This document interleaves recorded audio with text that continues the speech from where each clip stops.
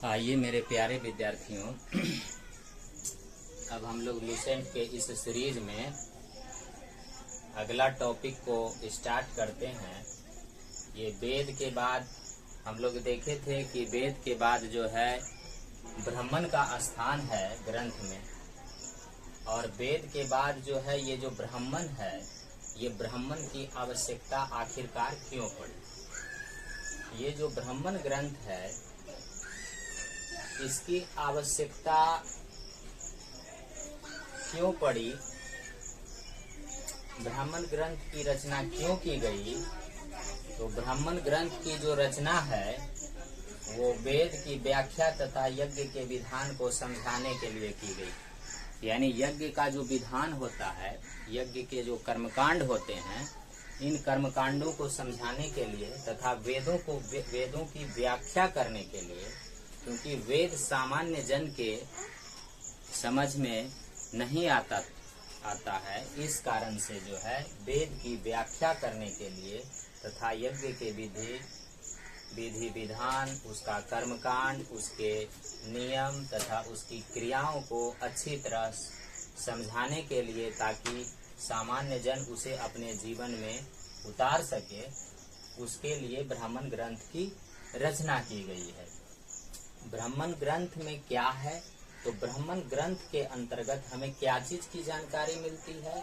तो ब्राह्मण ग्रंथ में हमें उत्तर वैदिक कालीन समाज, क्योंकि ब्राह्मण ग्रंथ की रचना उत्तर वैदिक काल में होती है, उत्तर वैदिक काल में होने के कारण इसमें जो है उत्तर वैदिक कालीन समाज के बारे में जानकारियां प्राप्त होती है कि उत्तर वैदिक काल में जो समाज है वो किस प्रकार से रहता था, उसमें क्या व्यवस्थाएं की गई थी, ये सारी जानकारियां ब्राह्मण ग्रंथ से मिलती है।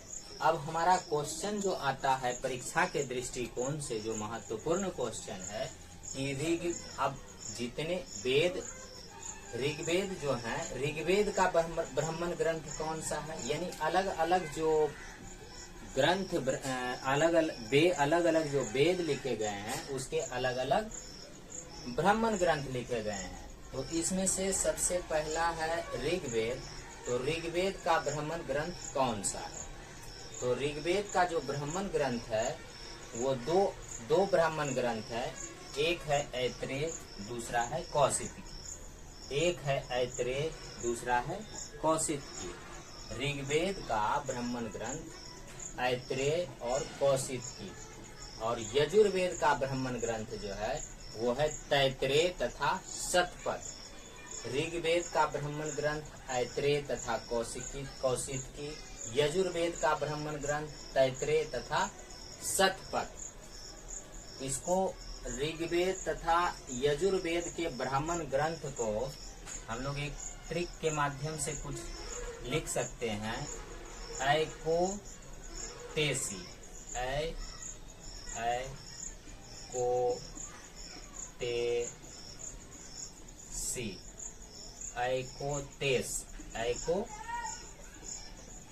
ऐकोतेस, यानी ऐ से ऐत्रेय, को से कौशिकी, और ते से तैत्रेय, और स से शतपथ ब्राह्मण। ऐकोतेस, ऐ से ऐत्रेय, को से कौशिकी, ते से तैत्रेय, स से शतपथ। और ये किसका है, एक शुरू वाला और एक इसके जस्ट बाद वाला, यानी कि ऋग्वेद और यजुर्वेद।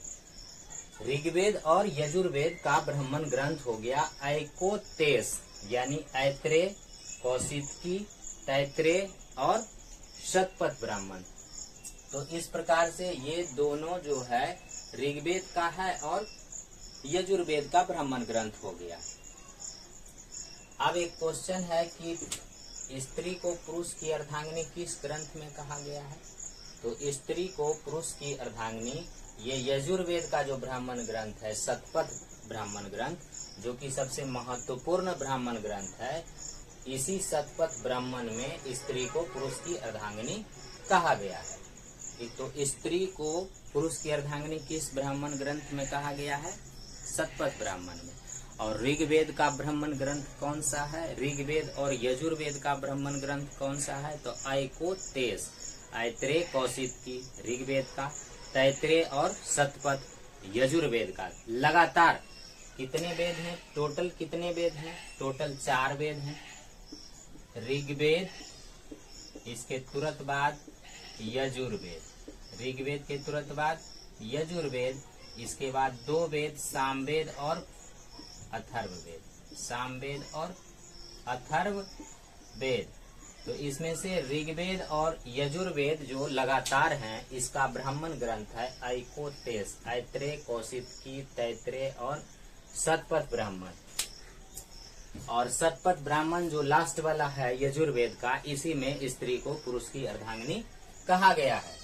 अब ब्राह्मण ग्रंथ में कहां से कहां तक की घटना का वर्णन मिलता है? तो ब्राह्मण ग्रंथ में राजा परीक्षित, जहां से कि कलयुग का प्रारंभ माना जाता है, तो राजा परीक्षित से लेकर बिंबिसार, जिसका कि 545 ईसा पूर्व में जन्म होता है और इनका काल 545 ईसा पूर्व से 493 ईसा पूर्व तक रहते हैं। तो परीक्षित के बाद से लेकर बिंबिसार के पहले तक, परीक्षित से लेकर बिंबिसार के पहले तक का जो सेशन होता है, उस वही ब्राह्मण ग्रंथ में उतना काल की जानकारी मिलती है। ब्राह्मण ग्रंथ में कहां से कहां तक की जानकारी मिलती है? तो राजा परीक्षित से लेकर बिंबिसार तक का जो समय काल है, उसी के बीच में ब्राह्मण ग्रंथ, उसी के बीच के बारे में ब्राह्मण ग्रंथ में लिखा हुआ मिलता है। उसी के बीच की घटनाएं ब्राह्मण ग्रंथ में मिलती है। अब आगे गांधार नरेश, कौशल नरेश, शल्य नरेश, विदेह, कैकेयी, पांचाल, ये सारे राजा थे, राजा महाराजा ये लोग थे। तो गांधार नरेश, कौशल नरेश, शल्य, विदेह, कैकेयी, पांचाल आदि राजाओं का उल्लेख इस ग्रंथ में मिलता है, तो शतपथ ब्राह्मण में। मैंने आपको बताया कि इस ग्रंथ, ब्राह्मण ग्रंथों में जो सबसे महत्वपूर्ण है वो है शतपथ ब्राह्मण।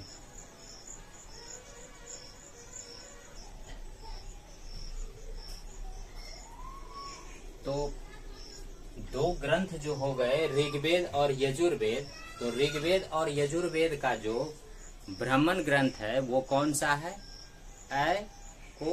ऐकोतेस, यानी ऋग्वेद का हो गया ऐत्रेय कौशिक की, और यजुर्वेद का हो गया ऐकोतेस यानी तेस, यानी तैत्रेय और शतपथ, तैत्रेय और शतपथ।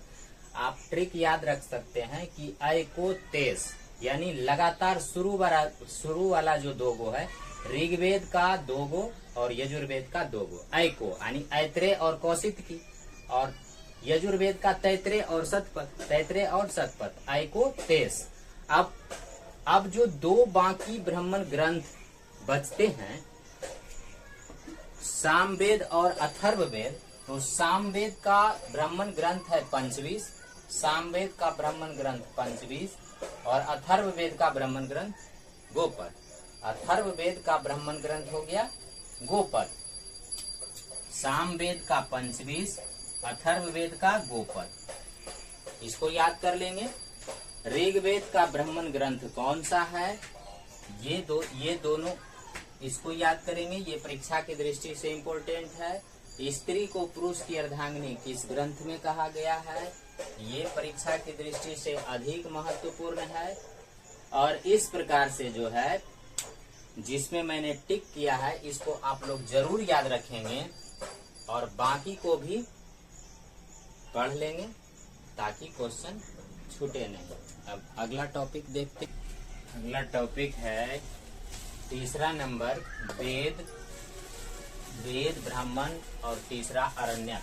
वेद, ब्राह्मण, अरण्यक, आगे उपनिषद, ये 4 क्रम आते हैं। इसमें से वेद ब्राह्मण पढ़ चुके हैं, 3रा हम लोग अरण्यक के बारे में पढ़ते हैं। तो अरण्यक जो ग्रंथ है, ये कहते किसको हैं? अरण्यक कहा किसे जाता था, कहा किसे जा रहा है?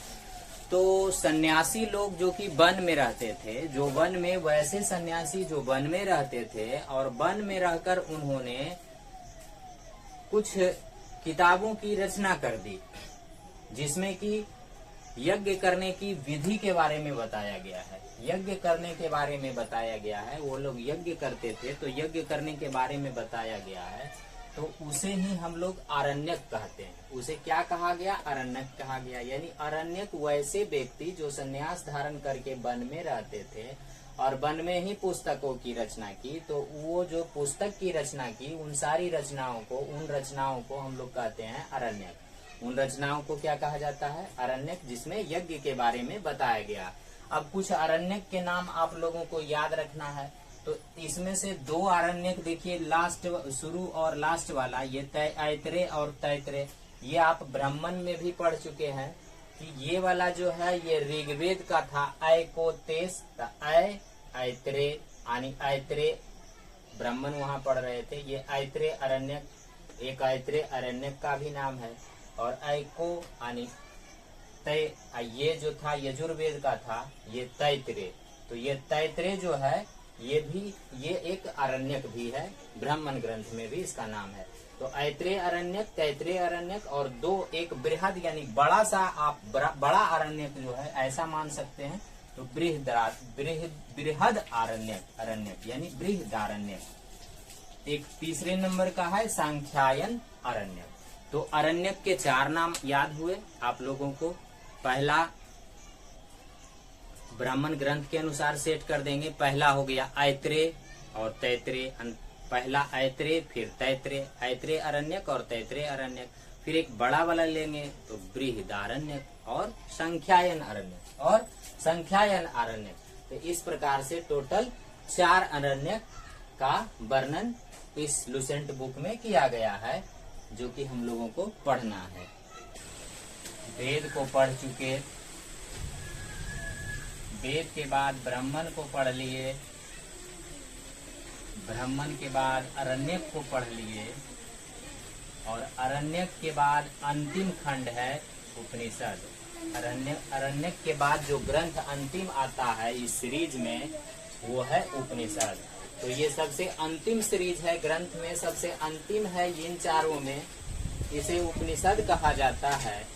और उपनिषद ये अंतिम खंड होने के कारण इसको वेदांत भी कहते हैं। वेदों का अंत यानी अंतिम खंड होने के कारण इसे वेदांत कहा जाता है। तो अब आप लोगों से क्वेश्चन देगा और परीक्षा में देगा कि वेदांत निम्न में से वेदांत कौन सा है? 4 ऑप्शन दिए रहेंगे, वेद, ब्राह्मण, अरण्यक और उपनिषद। तो आपका जो उत्तर होगा वो होगा उपनिषद। वेद, ब्राह्मण, अरण्यक और उपनिषद, यानी सबसे लास्ट वाला उपनिषद जो है ये अंतिम खंड होने के कारण ये वेदांत कहलाता है। इसे क्या कहेंगे? वेदांत कहेंगे। अब उपनिषद का क्या अर्थ होता है? उप का मतलब समीप जाना, उपनिषद का मतलब गुरु के समीप बैठकर ज्ञान प्राप्त करना। यहाँ से ये क्वेश्चन एग्जाम के दृष्टिकोण से महत्वपूर्ण है। एग्जाम में पूछा करता है कि उपनिषद का अर्थ क्या होता है, तो आपको बताना है कि गुरु के समीप बैठकर ज्ञान प्राप्त करना, ये इम्पोर्टेंट क्वेश्चन होता है। वेदांत कौन सा? वेदांत किसको कहेंगे? उपनिषद को। वेदांत किसको कहेंगे? उपनिषद को। उपनिषद का क्या अर्थ होता है? तो गुरु के समीप बैठकर ज्ञान प्राप्त करना, गुरु के समीप बैठकर ज्ञान प्राप्त करना उपनिषद का अर्थ हुआ। अब इस ग्रंथ में क्या बतलाया गया है? तो देखिए बच्चों, उपनिषद जो एक ग्रंथ है ये गुरु के समीप बैठकर ज्ञान प्राप्त करना। अब गुरु के समीप बैठेंगे तो ज्ञान किसकी प्राप्ति करेंगे? तो ब्रह्म का। यानी गुरु जो है उस प्राचीन काल के जो गुरु थे वो मुख्य रूप से आत्मा और ब्रह्म का क्या संबंध है इन बातों को बताते थे। तो आत्मा और ब्रह्म के बीच में जो मुख्य संबंध क्या है उनके बारे में संबंधों की जो चर्चा की गई है वो उपनिषद में की गई है। यानी अंतिम वाला वेद का अंतिम खंड यानी वेदांत यानी उपनिषद में इस बात की चर्चा की गई है कि ब्रह्म क्या है और आत्मा क्या है, दोनों के बीच क्या संबंध है। यानी कि रचना का जो यही कारण ही था, उपनिषद की रचना का जो मेन कारण है वो यही है कि ब्रह्मांडीय वास्तविकता और मानव शरीर के बीच में क्या संबंध है, इसकी खोज करना। उपनिषद की रचना का जो मुख्य कारण है वो है कि ब्रह्मांडीय वास्तविकता और मानव शरीर के बीच में क्या संबंध है इसका खोज करना। अब आप लोगों को जो प्रमुख रूप से याद रखना है कि कुछ उपनिषद का नाम याद रखना है। छांद तो कौन कौन सा उपनिषद है? छांदोग्य उपनिषद, मुंडकोपनिषद, कठोपनिषद और जावालोपनिषद, यानी 4 टोटल उपनिषद आपको एग्जाम में पूछा करते हैं। तो इन चारों उपनिषद को आपको याद रखना है। 4 उपनिषद कौन कौन से हो गए? छांदोग्य उपनिषद, दूसरा मुंडकोपनिषद, फिर कठोपनिषद और फिर जावालोपनिषद। तो ये 4 हुए, छांदोग्य उपनिषद, मुंडकोपनिषद, कठोपनिषद, जावालोपनिषद। अब इसमें सबसे छोटा कौन है? जो सबसे पहले मैंने लिखा है ये छांदोग्य, यही सबसे छोटा है। छंद, छंद मतलब छोटा, 6 से छोटा, 6 से छंद। तो छांदोग्य उपनिषद को हम ट्रिक लगा सकते हैं कि 6 से छोटा, 6 से छांदोग्य, यानी कि सबसे छोटा उपनिषद कौन सा हो गया? तो छांदोग्य। अब सत्यमेव जयते ये किस उपनिषद में वर्णन है? तो सत्यमेव जयते यानी सत्य की ही जीत होती है। तो सत्य की ही जीत होती है, तो सत्य की जीत होगी तो हमारा सिर ऊपर होगा। हमारा सिर क्या होगा? हमारा मुंडी ऊपर होगा, यानी मुंडकोपनिषद। सत्य की जीत होगी तो हमारा मुंडी ऊपर होगा, यानी मुंडकोपनिषद। अब है एक नचिकेता, जिसके पिता थे बादशर्वा ऋषि और यम के बीच संवाद का वर्णन जो है वो किस उपनिषद में किया गया है? तो यहाँ पर देखिए एक उपनिषद है कठोपनिषद। इस कठोपनिषद के अंतर्गत नचिकेता की कहानी आती है। नचिकेता एक बालक था, छोटा सा बालक था, जो कि नचिकेता के पिताजी बादशर्वा ऋषि एक यज्ञ करते हैं और उस यज्ञ में उपहार देते रहते हैं। तो उपहार देते समय वो क्या करते हैं कि कुछ गायों का उपहार देते रहते हैं। तो बादशर्वा ऋषि जब यज्ञ करते हैं तो यज्ञ करने के बाद वो बूढ़ी गायों को दान देते रहते हैं। तो वही देखकर जो उनका बालक नचिकेता है वो कहते हैं कि पिताजी आपको यज्ञ में प्रिय से प्रिय वस्तु दान करनी चाहिए। आप कहते हैं कि हम प्रिय वस्तु का दान कर रहे हैं, तो आपके लिए तो सबसे प्रिय हम, तो आप मुझे ही क्यों नहीं दान कर देते हैं? इस बातों को वह बार बार रिपीट करता है, बार बार दोहराता है अपने पिताजी से। तो बादशर्वा ऋषि गुस्सा हो जाते हैं और गुस्सा होकर वो कहते हैं कि जाओ, मैंने तुमको यम को दान कर दिया। तो नचिकेता फिर अपने पिता की आज्ञा का पालन करते हैं और पालन करने के बाद जो है नचिकेता यम के दरवाजे पर जाते हैं। यम उस समय वहाँ उपस्थित नहीं था। 2-3 दिन भूखे प्यासे वहाँ रहते हैं। उसके बाद जो है यम जब आता है तो नचिकेता को देखकर वो आश्चर्यचकित रह जाता है और उससे कहता है कि तुम इतने दिन तक मेरा इंतजार किए, अब इसके बदले में तुम जो है 3 वरदान मुझसे मांगो। और अंत में बालक नचिकेता जो है वो आत्मा का रहस्य का वरदान मांगते हैं और अंततः आत्मा का रहस्य यम को नचिकेता को बताना पड़ता है। तो ये जो संवाद है नचिकेता और यम के बीच वो किस उपनिषद में वर्णन है? हम लोगों को यहाँ परीक्षा में सवाल आता है कि नचिकेता और यम के बीच का संवाद किस उपनिषद में है?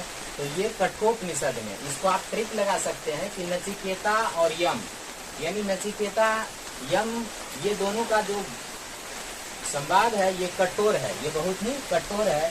ये बहुत ही कठोर चीज है कि कोई जो है यम के पास दान हो जाए। तो इस प्रकार से इसको सोच के ये ट्रिक लगा सकते हैं कि ये कठोपनिषद में वर्णन है। नचिकेता और यम का संवाद कठोपनिषद में वर्णन है और ये एग्जाम की दृष्टि से महत्वपूर्ण है। सत्यमेव जयते किस उपनिषद में है? मुंडकोपनिषद में। सत्य की जीत होती है, जीत होता है तो मुंडी ऊपर हो जाता है, यानी कि मुंडकोपनिषद। ये ट्रिक लगा के इसको याद कर सकते हैं। तो सत्य की ही जीत होती है। तो ये भी इम्पोर्टेंट है। सबसे छोटा उपनिषद कौन सा, ये परीक्षा की दृष्टि से इम्पोर्टेंट है। अब एक लास्ट है कि 4 आश्रमों का उल्लेख किस उपनिषद में है। तो चारों आश्रम का उल्लेख किस उपनिषद में है, तो ये चारों आश्रम जो है इसका उल्लेख जावालोपनिषद में है।